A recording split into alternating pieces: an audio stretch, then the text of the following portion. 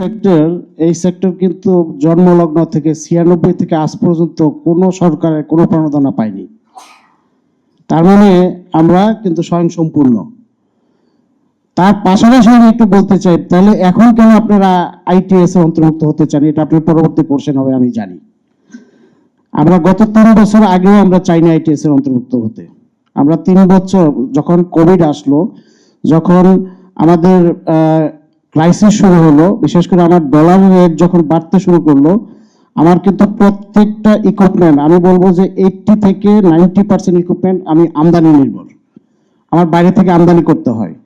এখন সরকারের টার্গেট হলো স্মার্ট বাংলাদেশ বানানো, 41-এর মধ্যে স্মার্ট বাংলাদেশ বানাতে হবে এবং ব্রডব্যান্ড পেনিট্রেশন 60%-এর উপরে আমাকে নিয়ে যেতে হবে।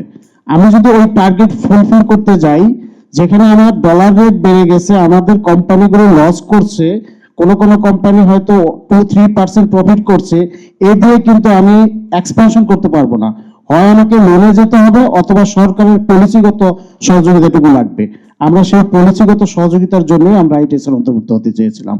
আসলে আমরা কেউই চাই না যে সরকারের মানে প্রণোদনা বা দয়া দাক্ষিণ্য নিয়ে ব্যবসা করতে। আমরা চাই সত্যিকার অর্থে নিজেই স্বনির্ভর হতে।